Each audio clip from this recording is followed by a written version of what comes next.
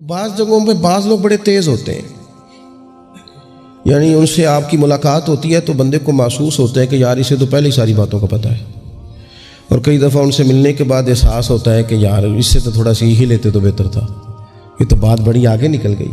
سارا پتہ ہوتا ہے، باشعور ہوتے ہیں، لیکن ڈر آتا ہے اللہ سے۔ اتنا باشعور آدمی، سمجھدار، پنچایت، پریا، لوگ، دین، دنیا سارا پتہ ہے، نماز کا ٹائم آ گیا تو وہ چھپتا پھرتا ہے،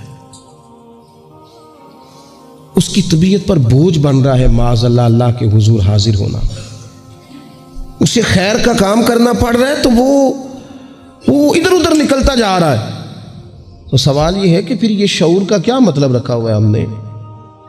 پھر اللہ سے دعا کرنے کی ضرورت نہیں۔ وہ حضرت عارف رومی رحمۃ اللہ تعالی علیہ فرمایا کرتے تھے بعض لوگوں کو رب سارا کچھ دیتا ہے، سجدے کی توفیق نہیں دیتا۔ اس کا مطلب یہ ہے کہ وہ کہتا ہے یہ سارا کچھ لے اور نکل جا، میرے گھر نہ آنا، رکھ سارا کچھ پاس۔ رب سے عافیت مانگی جائے، اس سے اس کا فضل مانگا جائے، اس سے اس کا کرم مانگا جائے۔ اللہ کے پیارے رسول صلی اللہ تعالی علیہ وآلہ وسلم اس عافیت مانگنے پر زور دیتے، توجہ دیتے۔ میں آپ کو صحیح بتاتا ہوں، رب نے اگر کسی بندے کو عافیت میں رکھا ہو نا تو حالات کیسے بھی برے چل رہے ہوں اس کا بگاڑ کچھ نہیں سکتے۔ اور اللہ تعالیٰ معاف کرے 100 دفعہ خاکم بدہن، اگر کسی وقت اس کے کرم کی نگاہ پھر جائے تو پھر سارے اسباب سمیت بھی انسان اپنے پیروں پہ کھڑا نہیں رہ سکتا۔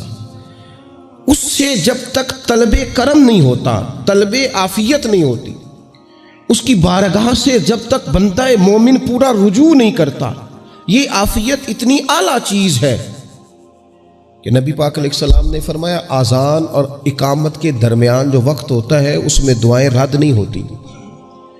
دعا مانگا کرو گے تمہاری اللہ اپنے فضل سے قبول کر لے گا۔ عرض کی یا رسول اللہ کیا مانگے؟ تو فرمایا عافیت مانگو رب سے۔ حضرت انس بن مالک حدیث کے راوی ہے رضی اللہ تعالیٰ عنہ، یہاں بھی فرمایا یہ عین قبولیت کا ٹائم ہے، اب اللہ سے عافیت مانگ لو، اس کی پناہ۔ ہم دعاؤں میں بھی محدود ہو جاتے ہیں۔ رب دا طالب کوئی نہ ملیا، جو ملیا طالب زردہ ہو۔ جب عافیت، ایک بزرگ تھے ہر وقت اللہ سے عافیت مانگتے تھے، ہر وقت اللہ سے عافیت مانگتے تھے، ہر وقت عافیت مانگتے تھے۔ لوگوں نے پوچھا، لوگ ان کو صالح جانتے تھے، نیک سمجھتے تھے، کہ حضور آپ اور کوئی دعا مانگتے نہیں، عافیت ہی مانگتے ہیں۔ فرمانے لگے میں مانگا کرتا تھا شروع میں، بعد میں خیال آیا ہے اور بھی دعائیں مانگا کرتا تھا، یہ احساس بعد میں نصیب ہوا۔ فرماتے میں مزدوری کرتا تھا، مال برداری کرتا تھا، ایک جگہ پہ ڈیوٹی کر رہا تھا تو تھک گیا، اور وہ جو کام لینے والے لوگ تھے ان کے رویہ بھی بڑا ترش تھا، تکلیف ہوئی۔ تو میں نے اپنے مالک کی بارگاہ میں عرض کی، مالک اگر 2 روٹی بغیر مجھے مشقت کے مل جائے دن میں تو تیری بارگاہ تو بڑی کریم ہے۔ کہتے ہو میں نے یہ دعا مانگ لی، ذرا میں تھوڑا آگے بڑھا تو 2 بندے آپس میں لڑ رہے تھے، میں ان کی صلح کرانے کے لیے، انہیں بچانے کے لیے آگے بڑھا، تو میں جس کو چھڑا رہا تھا دوسرے نے میرے اوپر ضرب لگا دی، میرا بھی سر پھٹ گیا۔ تھوڑی دیر کے بعد وہاں پولیس آ گئی، وہ تینوں کو لڑنے والا سمجھ کے اٹھا کے لے گئے، مجھے جیل ہو گئی۔ 2 روٹیاں بغیر مشقت کے روز ملنی شروع ہو گئی۔ دعا مانگی تھی نا کہ یا اللہ 2 روٹیاں مل جائے نا بغیر مشقت کے، کہتے وہ 2 روٹیاں روز ملتی، کوئی کام نہیں کرنا پڑتا تھا، پر جیل ہو گئی۔ فرماتے میں بڑا پریشان تھا، روز روٹیاں پابندی سے آتی اور بہترین آتی، کھانا ملتا۔ پھر کچھ عرصے کے بعد میں نے سوچا کہ یار یہ دعا تو قبول ہو گئی نا تیری، اب تو اگر اس پر کوئی الگ بات کرے گا تو وہ تو غلط کرے گا۔ کہتے پھر خود ہی میرے دل میں اللہ نے بات ڈالی اور میں نے عرض کی مالک 2 روٹیاں نہیں، مجھے تو عافیت چاہیے، مجھے تو عافیت دے، میرے اوپر تو کرم فرما، تو نظر رحمت کر، جے ایک قطرہ بخشے مینوں، جے ایک قطرہ بخشے مینوں تے کام بن جاندا ہی میرا، مہربانی کر عافیت عطا کر۔ فرماتے پھر خدا نے کرم کیا، کہاں سے اسباب بنے میرے جیل سے چھوٹنے کے، کون کون میرے ضمانتی بنے اللہ ہی جانتا ہے۔ فرماتے ہیں دروازے بھی کھل گئے، رزق بھی ملتا ہے، صحت بھی میسر ہے، سجدہ بھی کر لیتا ہوں، سویرے تلاوت بھی کرتا ہوں، شام کو مدینے والے کی بارگاہ میں رج کے درود و سلام بھی عرض کرتا ہوں۔ میں ممکن ہوتا ہے تو کسی غریب کی داد رسی بھی کرتا ہوں. اب سمجھ آئی ہے.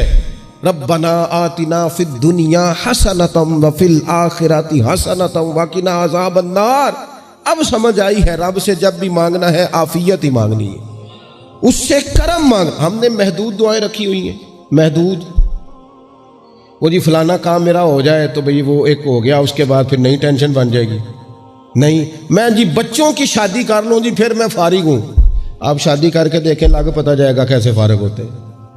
آپ یہاں رکتے کیوں ہیں؟ آپ خدا سے عافیت کیوں نہیں طلب کرتے؟ اس کی بارگاہ سے وہ کیوں نہیں مانگتے کہ جو ایک قطرہ ملے تو دنیا اور آخرت کے سارے کام ہو جائے؟ اس سے اس کی رحمت کا سوال کرے, اس سے اس کے کرم کا سوال کرے.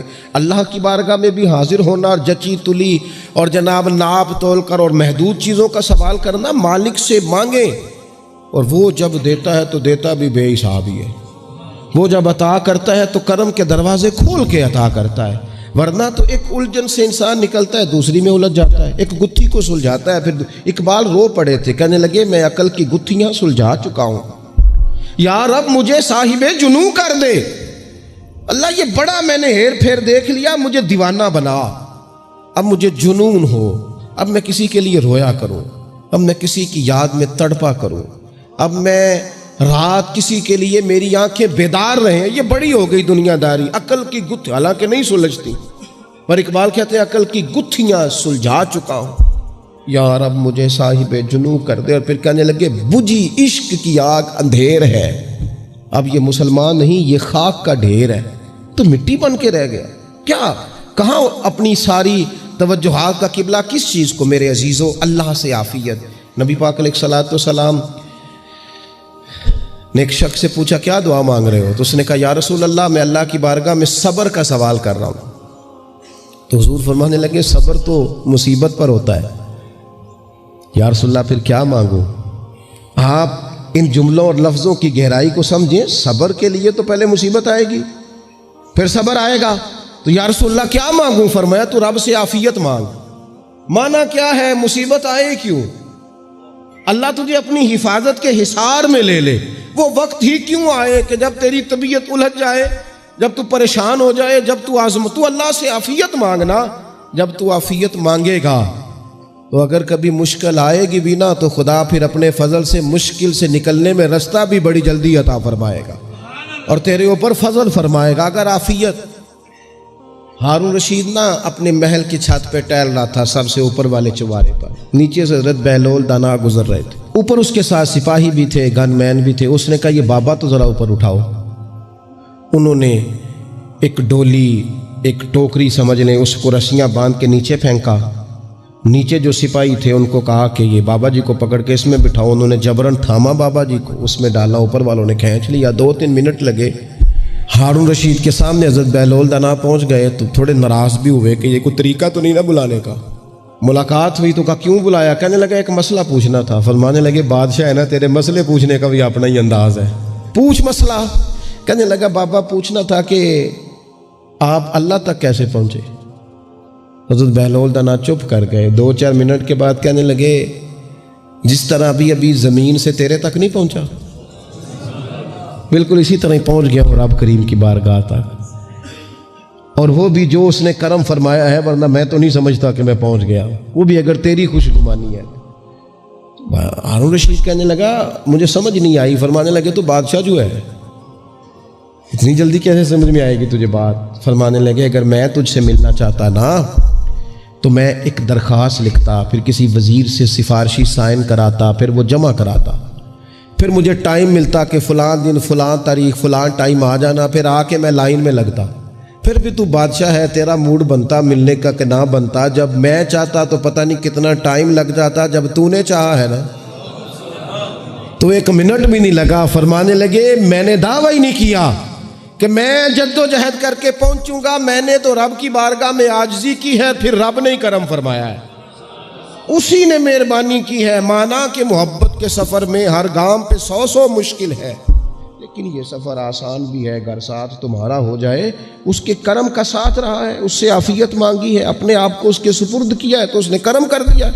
جب تک یہ مزاج نہیں ہم بناتے کہ مالک سے عافیت کا سوال کریں, اپنے آپ کو اپنے رب کے حوالے کر دیں، اس کی رحمتوں کے سپرد کر دیں، اتنی دیر تک زندگی میں ٹھہراؤ نہیں آتا، قرار نہیں آتا۔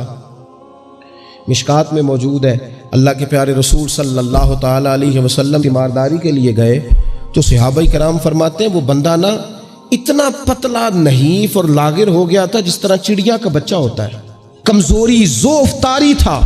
تو محبوب کریم نے اسے دیکھا تو بڑے کریمانہ انداز میں کریم فرمانے لگے، تو کوئی دعا نہیں مانگتا، تو عافیت نہیں مانگتا اللہ سے؟ عرض کی یا رسول اللہ صلی اللہ تعالیٰ علیہ وسلم، میں نے اپنے رب کی بارگاہ میں عرض کی ہے مالک قیامت کا عذاب بڑا سخت ہے، میں نہیں برداشت کر سکتا، تو نے اگر مجھے کوئی سزا دینی ہے تو یہیں دے لے، قیامت کو نہ دینا۔ کہتے محبوب فرمانے لگے سبحان اللہ، او خدا کے بندے تو رب کی سزا دنیا میں بھی نہیں سہ سکتا، اللہ سے یہ بھی سوال نہ کر، تو رب سے کہہ ربنا آتنا فی الدنیا حسنۃ وفی الآخرۃ حسنۃ وقنا عذاب النار۔ تو رب سے دنیا میں بھی حسنہ مانگ، بھلائی مانگ، تو آخرت کے لیے بھی بھلائی مانگ، تو اس سے عافیت کا سوال کر، تو نے یہ سوال کیوں کیا؟ عرض کی یا رسول اللہ کرم ہو گیا ہے، مجھے سمجھ آ گئی، اب میں اسی طرح ہی کروں گا۔ عزیز دوستو، ہم کہاں سہ سکتے ہیں؟